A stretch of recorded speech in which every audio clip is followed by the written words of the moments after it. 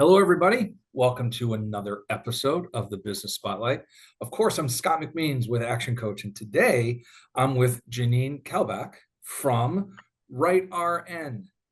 You're going to have a lot of fun in this conversation today because Janine is somebody with a lot of energy, a lot of spirit, and a great idea for business. So what I want to do is turn the microphone and the camera over to Janine so she can tell us all about herself and what WriteRN is and how it serves its customers. So Janine, the microphone and camera are yours.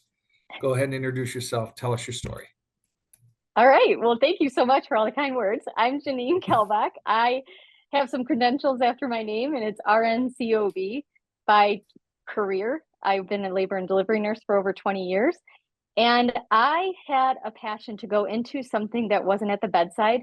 I delivered babies. So, I mean, that was really cool, but it's also very draining. And when you have young people at home, you just want to be with them. And so that was my driving force, was to find something different to supplement at the time my full-time income. I wasn't looking to go into this full-time, but it just kind of happened, not to be a spoiler. But let me tell you what we're about. So what happened in 2013, I started my own freelance writing business. And I didn't even know what a freelancer was.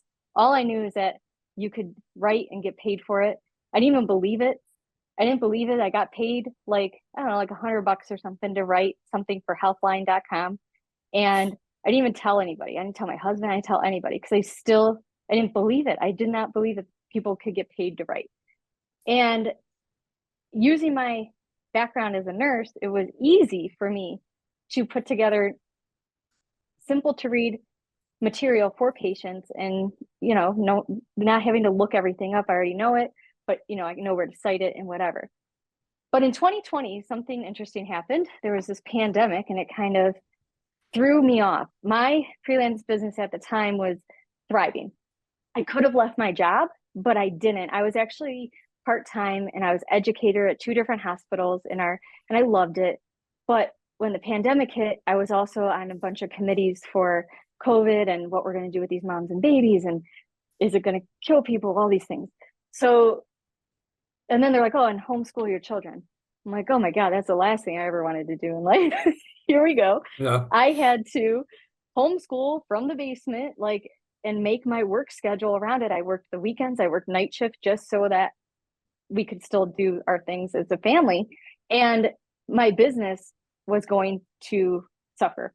I had to choose, and I did not want to choose my business to go under because I built it from Sure. 2013 to 2020. So I had an idea, and it was from the fact that so many clients were coming to me at that time for COVID information. And, of course, we defer to CDC, but they needed just simple things for their patients to read, whether it was oncology, pediatrics, you name it.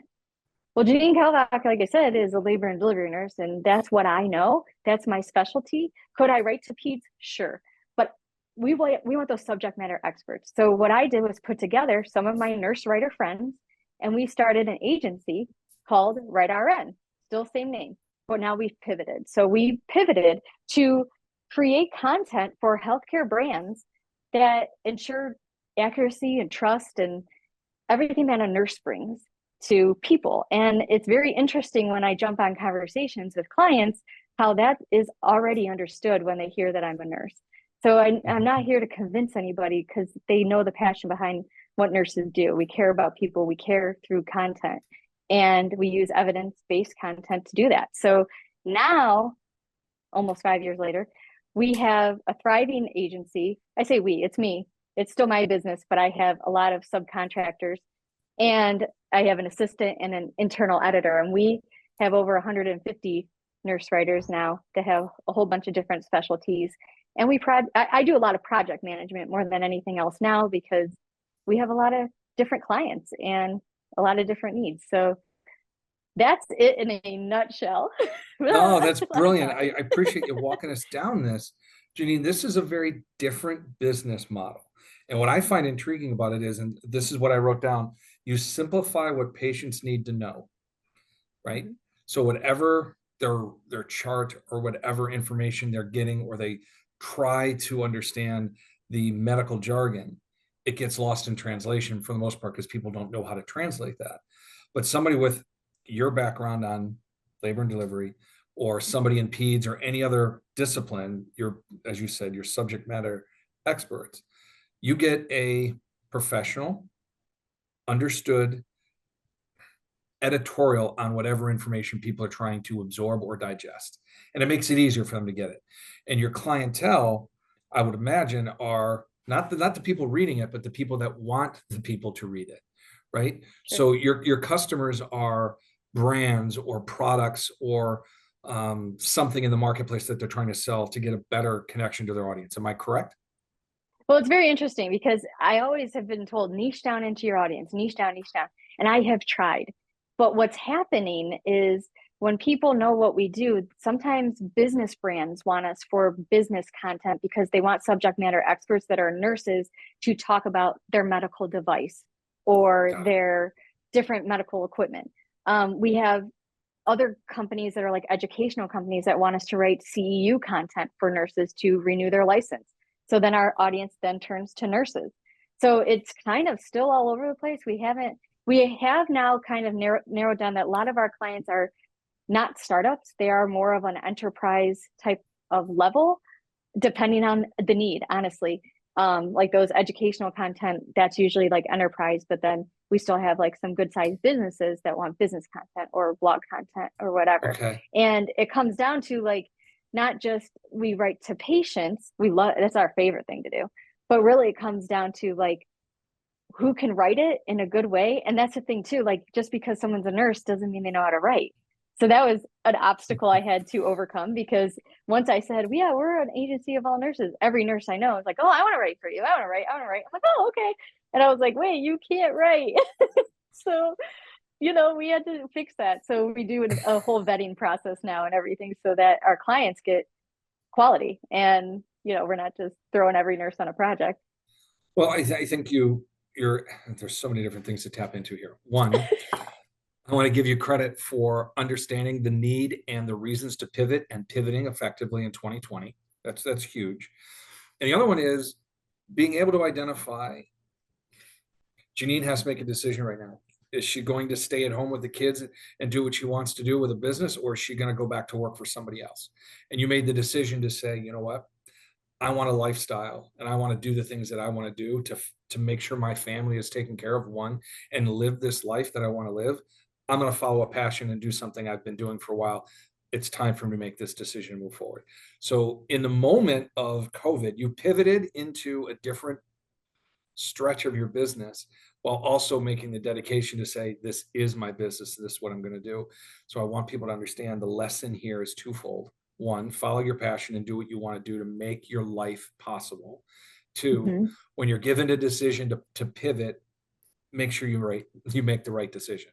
And I say that because both would have been a good decision for you. But the right decision was to pivot in this direction, to expand. You said 150 nurses across the country are writing for you. They're not all located here in Northeast Ohio, correct? Yeah. Right. Correct. So you've gone out and you've found talent. And this is the other thing I wrote down is talent as a writer and communicator is one thing, but the expertise as a nurse is something different. They're not always inclusive of each other. So you need to find the right person. So talent acquisition for you is one of the bigger hurdles or challenges I would think you have, just based on the conversation. Because I want people to understand you can't just go out and find somebody. You have to find the right person. Right. Okay. So now that you have 150 nurses writing for you, how do you coordinate? I think you made the comment, you mostly do project management now. So how do you manage that? What's the biggest benefit to what you do? Like how do you manage I that would process? say you made a good point about finding the right people. And also you need to realize, what are you good at? And things that are good for yourself aren't going to be the same for everybody else. So I actually asked people in my life, I'm like, hey, what am I good at? Like, what would you say I'm good at? And they're like, oh my God, you are the most organized person. I'm like, nah, I'm really not. No, you are. But things that come easy to you or you think you might not be good at, you absolutely probably are. And ask people. People know you sometimes better than you know yourself. What I knew about myself is that I was not strong enough as a writer to vet my own writers, because I Okay. felt like I needed somebody who has an English degree, who teaches English. And so that's Nicole, shout out to her. She's freaking amazing. She's my editor. She vets my nurses because she is so much better than Janine. And I need, and it's the honest truth. And that's sometimes hard to say as a business owner too, is like, I'm not good at everything. No, I'm absolutely not good at everything. Sometimes Okay. I don't even consider myself a writer. And I'm like, wait, no, I am because I just started the business, like all these things. No, But you bring up a it's solid true. point. Oh, you bring and up a that's solid how I point. did it. That's wonderful. I'm glad you were able to kind of expand on this concept, because one of the biggest challenges most business owners have is they think they need to be everything to everybody in Yes. every situation. And what we try to do is coach people to understand whatever you're good at, whatever you like doing, and whatever makes money, you do. Everything else you delegate. Yes. And when people hear that, they immediately think, oh, yeah, okay, that makes sense. Let me clarify this. What you're good at and what you like to do and what makes money are three separate categories, and they don't always overlap. Correct. Okay. So when you find something that you're really good at and that makes money and you like doing, you should do that till the passion runs dry. Okay. Mm-hmm. But if you have two of those things, find somebody who's really good at the other one and let that work. Find Yeah. somebody to delegate to. And you said your editor is fantastic because she's capable of doing something you're not. And that's wonderful that you recognize talent in somebody else. Again, another lesson for people to learn from is you don't have to be everything to everybody in all situations. You can find people that fill in those gaps for you. That's wonderful. I love it. And that's how I ended up being able to manage those writers. Like, of course, right now, like we don't use every single writer on projects right now. We actually have a star system too. Like that's another thing we put together. Me and my assistant was an entire database. So that's how we find writers for these projects. And we just search our database. Again, this is something you just come up with over time because you're like, I need a solution. And honestly, one of the things I do in my business all the time is if I'm repeating something more than twice, I'm like, how can we make this faster? How can we make it more efficient? Or am I even the right person to be doing this? And once you kind of figure that out, things work so much better. And also, a lot of times you're like, wait, now I have all this time because I'm not wasting it on the things that I don't like doing.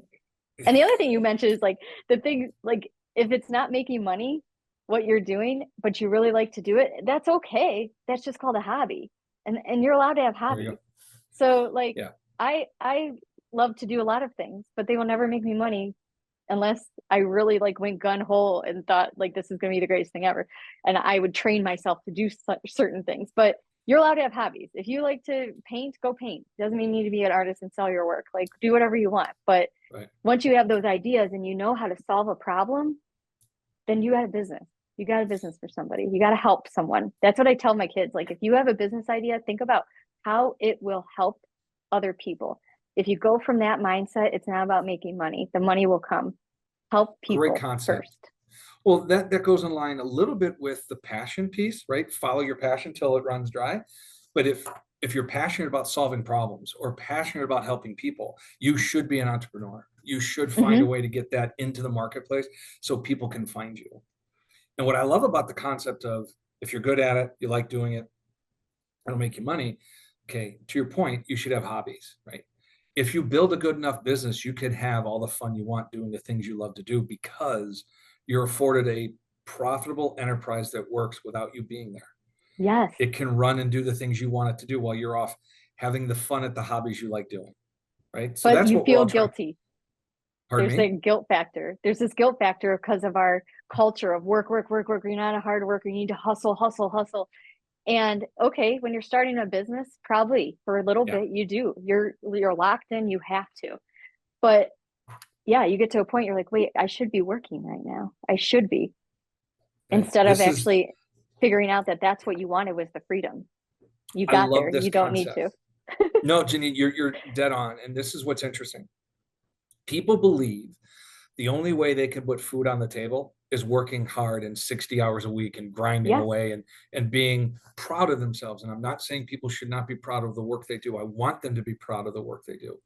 What I want people to realize through business coaching and education and understanding a little bit more about how this works is getting away from the mundane day-to-day stuff And instead of thinking the only way I can put bread on the table is I have to work 60 hours a week because that's the only way I know how to do it. Instead, Mhm. say, what changes could I make? What improvements can I bring into my business, whether it's leveraging, like you said, systemizing and making a process. So if I do it twice, I don't have to repeat it. It's done. If they can find ways to improve their own way of doing business, they can have the affordability Mhm. of time and luxury to go do things they want to do. I think people are so brainwashed into thinking, I have to work hard, therefore I'm successful. Right. Let's work smarter. Let's work Not smarter and harder. find a way to be successful, right? And It's again, true. It's please so true. don't misunderstand. This is not about telling people don't work hard and don't be proud of what you do. I can tell the pride of what you have in WriteRN is pretty significant. I mean, you Yeah, exude absolutely. what you've done, right? I want people to feel that way about their business, but they also should feel good about, yeah, that's the business I started. It's been running for almost 11 years now. It's doing great. And I'm a project manager. I love doing what I do because of the people I work with and the clients we serve. But at the end Hmm. of the day, I'm not working all that hard. Yeah. Well, I think I mentioned this to you and before we ever talked. It was like there was something in me like I miss delivering babies. I loved Yeah. it, but it wasn't fitting the life I wanted. Yeah. I couldn't make it fit. I couldn't working for somebody else, having them have my schedule and telling me I have to work every other weekend, every other holiday, 12-hour shifts, sometimes 16-hour shifts, on call, all the things, night shift. That isn't going to fit. The Janine wants to Yep. be with her family more. Janine wants to go on trips. Janine wants to sometimes do nothing and stay in pajamas on a snowy day like this and be able to. If I didn't have to leave the house, you know how great that was this past week? Like we have Pretty so much good. snow here, it's ridiculous. And listen, nobody's going to argue if you stay in and get work done. And that's where I think people get wrapped around the idea of the hours I work equates to how productive I am. Yes. I think you could be incredibly productive in 4 hours if you focus and get it done versus 8 hours of screwing around trying to figure things out. And I that's did that why, today. what do you mean I by did that? that Talk to me. because my 12-year-old is home from school on a snow day and he wants to make cookies and he wants to paint. We found a thing on YouTube where you can like do this tutorial and we paint little canvases and it's so much fun when something we do together and it's something he still likes to do with me. So I had this list of things I had to do and I got them done and I said I have this call and after this call we're done. We're done for the day. I'm not working till 5. I'm not doing that. When he's home from school, we love snow days. Snow days used to be I hated them. We would Yeah. fight, me and my husband. Who's calling off work? I can't call off. No, you gotta call off. And I'm like, no, you gotta call off. Fine, I'll call off. All right, I'll get the point. We would be at it because, and now we're like, this is the greatest thing ever. We get to just be home. No, I love it, Janine. And I just wrote down the words change existence. Yeah. Okay. That's what you've done with your decision to pivot during the right time to go, all right, I'm going to do this. I'm going to really Mm-hmm. put myself behind this business. And I love the idea that you're so passionate about it. I want to ask you, what are some of the bigger challenges that you face as an owner? Right. We're talking a lot about the fun stuff. We're talking a lot about um, being, having the freedom. What is it that is a challenge for you that you feel really good about talking? Hey, this is what I was challenged with and how I made my way through it. One of the things before I left the bedside, and I know a lot of people might struggle with this because we hear a lot that just go in all in on your business and it's like quit your job and go do that. And it's terrifying. I couldn't do it. I couldn't do it. I could not just leave and go. I had to like consciously say, okay, I'm gonna go part-time. Okay, I'm gonna go PRN. Okay, I'm gonna do this, gonna go cut down, cut down, cut down, while this side went up and up and up. So you can do it differently if that's a struggle for you. And I notice it's a lot for everybody because everybody needs you need a good paycheck and it's scary to know that you're not going to get paid every 2 weeks. It is terrifying. Yeah. And one of the things I think one of the things I struggle with is not, is that the money thing. Like, well, how much am I going to make? Like, because I was so used to that every 2 weeks, clocking in, clocking out every day and being paid hourly. And I know a lot of people are salary, and that is actually easier in this mindset because hours and dollars, and that was hard for me to put into things now. So now I just have a target goal every month, And as long as I'm reaching it, it's fine. And then the other thing I struggle with is pivoting. I know it sounds like it wasn't a struggle, but it's a complete struggle. And I, it, I'm one of these people that if something is on my mind, I get like obsessive about it where I need to figure it out. Like the same thing if I like lose something, like I can't think about anything else until I find that thing. And Right. this is how recently, like with AI, was one of the recent pivots we had to do. AI has taken over content industry all over the place.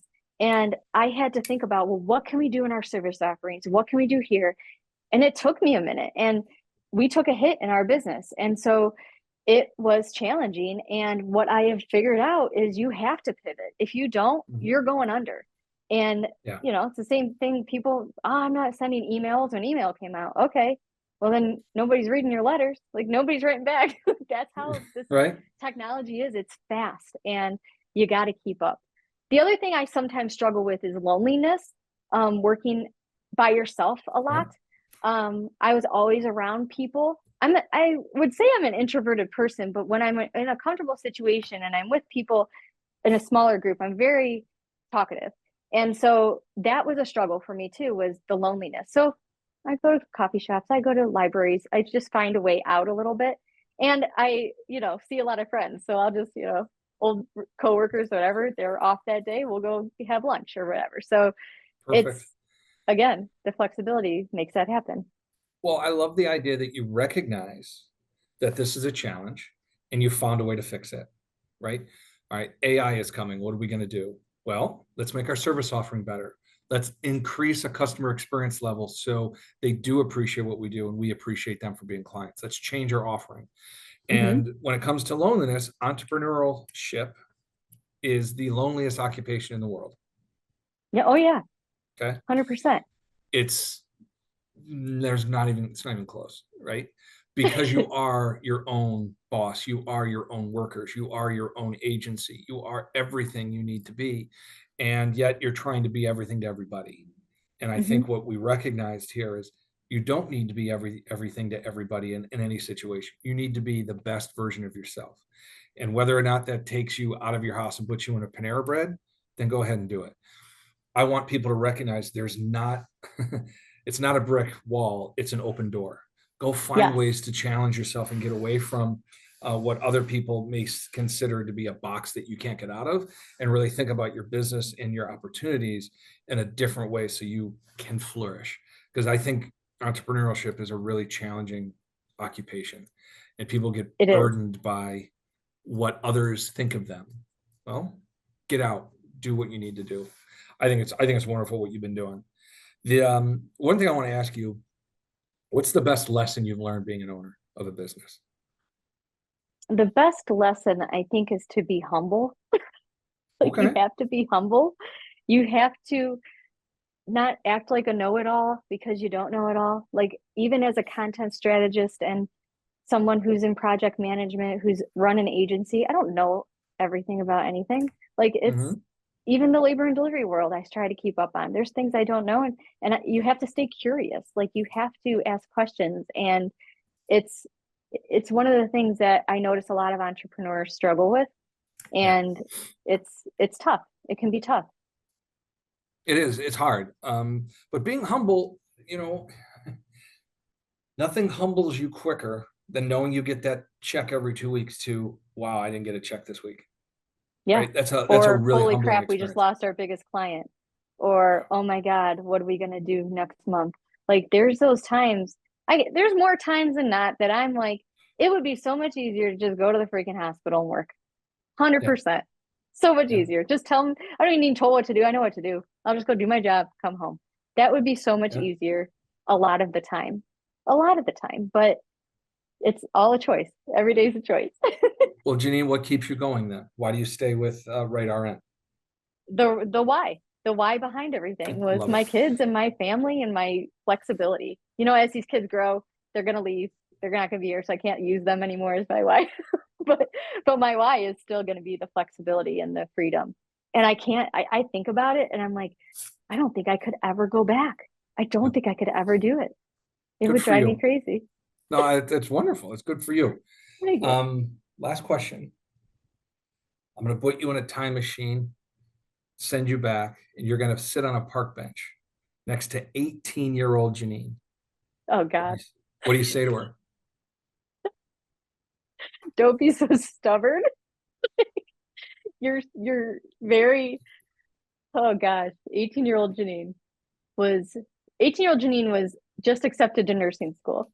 18-year-old Janine was a pregnant single mother going to nursing school. Like I was a mess and I was lost. And so for me to go back and even dream that this would be my place where I am now, I think it's formed me into this, honestly. I think not that I want to say I would change anything, but I think you learn from everything in life. So Yeah. I think, being a teen pregnant mom made me stronger. It made me a better nurse.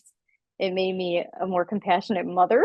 Like I have learned a lot. And, I think I would tell myself, you're smarter than you think you are.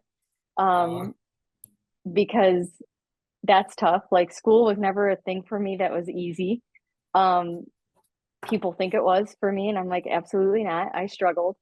So I think that's the thing too. Like I was always just down on myself, like, oh, I'm never gonna make it through nursing school. I'm not that smart. I'm not that smart. I'm not that smart. But turned out all right. I was gonna say one thing that is a prevailing theme in all my notes and listening to our conversation is learning and pivoting. You've done an exceptional job at every point in your life. When you've come to a fork in the road, you've made the right pivoted choice to get yourself to where you are right now. And I think everybody should take a long look at their own decisions and how they can get to a point where you are, which is somebody who owns a successful business and has the flexibility to spend time with their family and their kids and lives what seems to be a very joyous life because you laugh and smile a lot. And I wish that It's upon great. everybody. I wish that Yes, upon me too. everybody. Me too. You're great. Well, thank you for being on the show. I Thank you for appreciate it. having me. Oh, it's been my Appreciate pleasure. it. We'll see everybody on the next edition of the Business Spotlight.